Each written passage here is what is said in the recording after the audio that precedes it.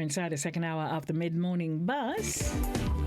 Of course, this morning we had some programming change, as you noticed, both on radio and television, as we brought you live the post-cabinet briefing from the Ministry of Works conference room. This morning, the briefing was facilitated by the Minister for Health, Nicholas Steele, and with him, Dr. George Mitchell, the COVID-19 response coordinator.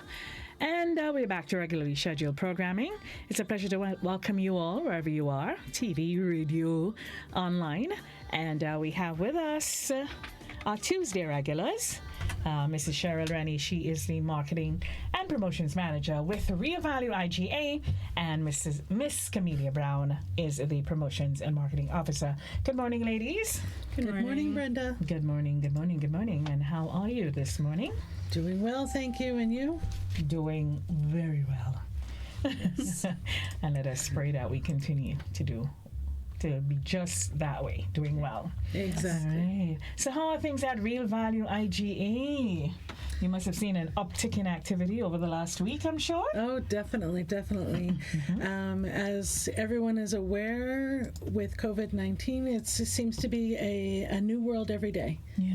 It's a very fluid situation, constantly changing overseas, and that in itself also has us on alert here and looking at how we can make some changes in our own lives, professionally and personally, to keep ourselves and our families safe. Absolutely. And as such, we've instituted some changes in the supermarket. Customers may have seen this weekend, towards the end of last week, all of our staff members on the supermarket floor and stocking and cashiers are all wearing plastic gloves, latex gloves.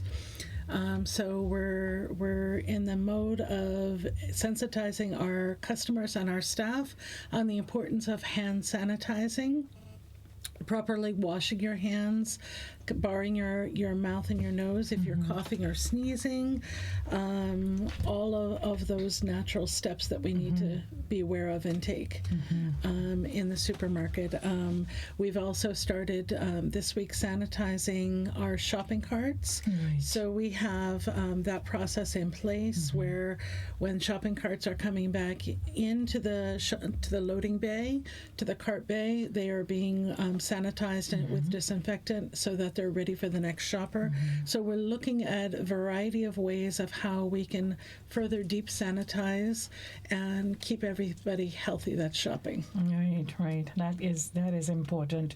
In terms of in terms of the logistics and maintaining the sanitization and so. But I know primarily on people's minds would be the ability of a huge supermarket like you guys to continue to supply the nation with goods and services, because your staff still have to come out and be there.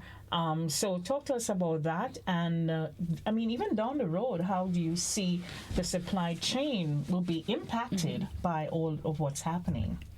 Well, up until this point, thus far, we've been able to remain on top of it. As you see, this past weekend, as an example, and at the end of last week, there was a lot of shopping at the supermarket, some panic shopping, some regular shopping. So we all go into that mode where we want to ensure that ourselves and our families have everything that we need, right? But we also have to keep in mind that there might be elderly, there might be other individuals who didn't have a chance to come out yet. Hopefully they're getting out or having a friend or a neighbor, family member pick up items for them. So we are consistently replenishing the supermarket shelves. At this point in time, it hasn't affected us at this time frame. So inventory solid so far? Inventory is solid so far. We have just instituted, as of yesterday, a limit on hand sanitizer. Amen. So what about toilet paper? So far, so good on that. Well, not yet. As Cheryl had said before, it's a fluid situation. So we're going based on a case-by-case situation right now. We have so your purchasing restrictions are only on hand sanitizer as of now. Right. But you may have to adjust that. We may have to adjust that depending on how things go. Okay. Right. And stock supplies, and as we're seeing overseas, the supply chain down the road may very well be affected, and in such we would then have to further institute additional restrictions on high demand items so that everybody has an equal opportunity to provide themselves and their family with what they need. So that list right now only entails hand sanitizer, where we have a limit of 2 units of hand sanitizer per customer, but that list has the potential to grow. So as things change. So we want to keep everybody abreast of that. Stay tuned to our Facebook page and our Instagram page for updates. You will see in the store we have a special tag on the shelf for hand sanitizer that currently indicates a limit of 2 per customer. So as we add additional products down the road to that restriction list, we will inform at the shelf level. Wonderful.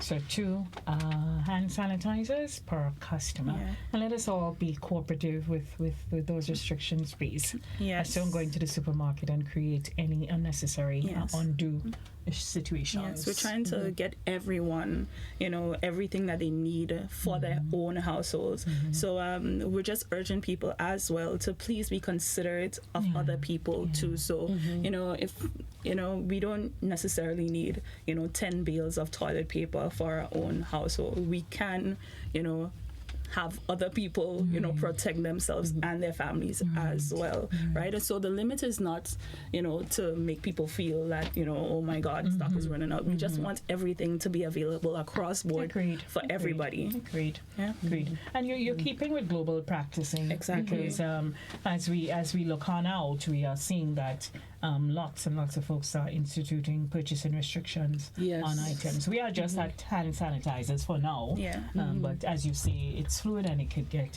Anything else that you read from the supermarket that we need to know?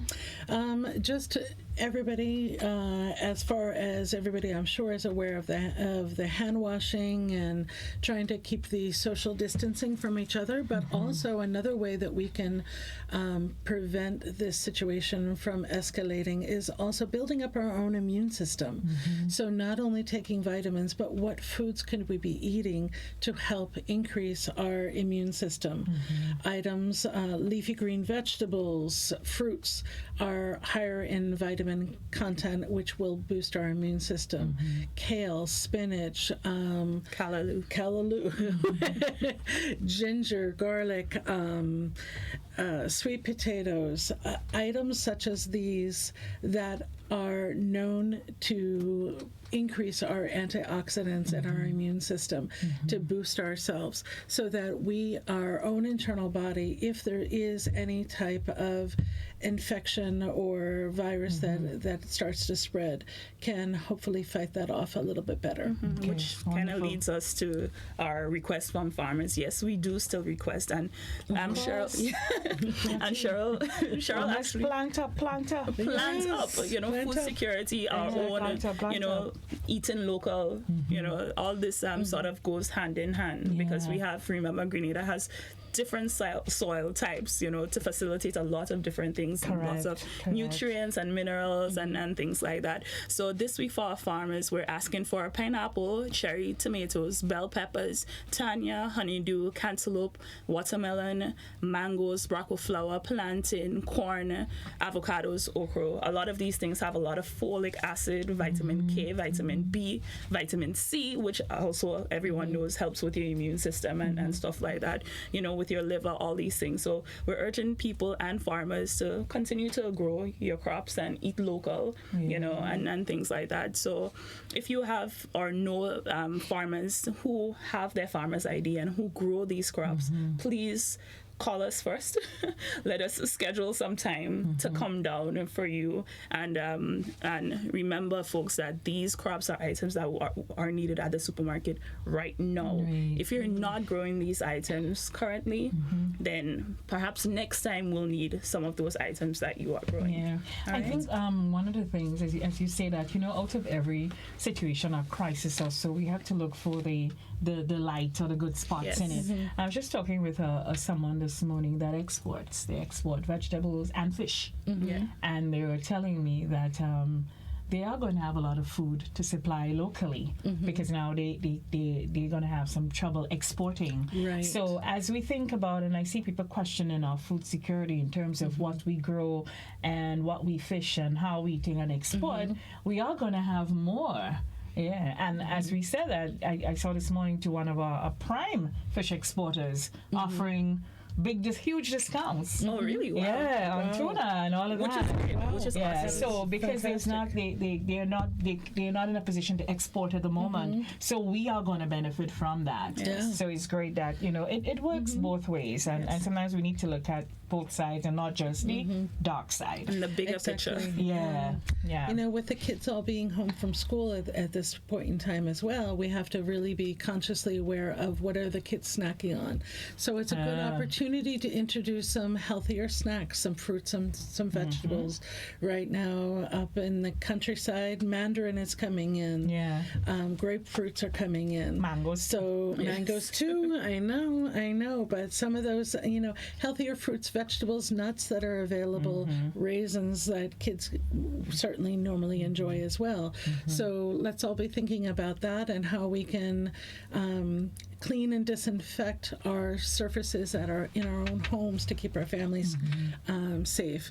In the supermarket, as an example, minimal every 4 hours, we're deep sanitizing the cash register stations, the credit card machine buttons, the conveyor belts, things like that, which will help keep our staff and our customers safer as well. Right. So we're taking those extra steps, and we encourage listeners to also take those extra steps in your own homes as well. And you mentioned earlier that your inventory clerks, the people that are restocking and merchandising your shelves, that you have in-house sanitation measures for them as well. Yes, and we've also asked if some staff, if they're sick or the common cold or anything like that, just to stay in their houses, the social distancing, sort of self-isolation, all these things are helpful to everybody around you, not only yourself, but your neighbors, your parents, your kids, everybody. All these things are helpful towards everybody,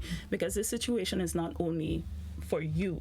You could infect somebody else could infect you, right? And just do everything that you can to help the situation, because this situation is evolving. We don't know a lot about the virus. Everything is being studied as we speak. So just try as much as possible to keep yourself and everybody else around you as safe as possible. And we're also urging people to just look to our social media pages as well. We're trying to be informational. They get messages here. Yes, or you could get messages as here as well. We try from you, that is. Yes. We try to do what like the CDC, Center for Disaster Control, WHO, relevant World sources. Yes. Yeah. And as they're saying overseas, the World Health Organization is suggesting different ways to help, as they're calling it, flatten the curve. We want to slow down the connection and the spread of it by keeping social distances, looking at ways that if you can do a phone call meeting versus an in-person meeting, look at putting some measures into place in different businesses and your personal life as well. Absolutely. So we all need to be doing our part. Because we don't want it to hit the shores of Grenada and spread throughout our communities. And it's not only a Grenadian problem. I think a lot of people are losing that. It's not only a Grenadian problem. We're not the only one who is doing this or is going through this. So a lot of what the world is going through right now, soon we will have to do the same, right? So it's not real value again, like the whole recyclable bag situation. I know. Right? I mean, just to pick up on that, it is just thinking. It's really calling on you to basically transform and adjust so much, because here we are, just right in the middle of no plastics, the plastic bag, and then here we are with this problem that you have to just So are you're finding that you have to do a lot of transformative, and so on. Yes, we have to make some hardcore changes in how we live our lives, and I was just talking to my son yesterday about eating more fruits and vegetables and boosting his immune system and things like that. So just explaining to the kids that just because they're home from school also doesn't mean that it's a free-for-all. No, it's not. They're watching TV. They need to be looking at their textbooks, revising and things. We all have our part to play. And a textbook need to come to their TVs too. Yes, exactly. Exactly. It would help. Yeah, well, I mean, some of the schools are actually doing like online classes and stuff like that. Like my son has to go, online to access some of the class information, and the teachers are working really, really hard to do their part as well to help the students. And even our healthcare workers and stuff, they are on the forefront of everything. So I mean, God bless and everybody. sometimes out of challenges come it good, because last year at this time we were the work to rule situation was thrust on us, and teachers did not leave their students alone. They formed their WhatsApp groups. It became very important for some schools to set up the online platforms and so on. And so you find that a lot of these institutions already have this in place. So in many respects, we kind of are ahead, right? In terms of us worrying about, well, they're doing this because we have already, and we need to think we are trying to mitigate. Yes. Right. We are trying to jump ahead of Corona, who seems to have some wide fangs. Yes, exactly. So it's so many things I think that we need to kind of be thinking, dual. Yes. It's okay. This is not happening. Oh my God! But then, okay, what can I do here? Exactly. So. And as we said, the situation is evolving, so we're trying as much as possible to do what we're supposed to do, and also some things that we may not want to do as well, but we have to must adjust. Exactly. Must adjust. Exactly. Thank you, ladies, so very much. We run out of time. As you see, we had the minister and the COVID-19 chair on the conference. So, sorry, just to remind people before we go, just to look at our social media pages and to get updated as things move. As Cheryl said, right now it's hand sanitizers, but as you said, it could be toilet papers tomorrow. So just keep abreast of everything that's going on. Wonderful. Thank you. Thank you. Okay, goodbye. All right, goodbye. That's our program, everyone. Coming up next, a midday edition of news. We were speaking with representatives of Real Value IGA, their marketing and promotions manager, Mrs. Cheryl Rennie, and Camelia Brown, their promotions and marketing officer. Stay tuned. The midday edition of news up next.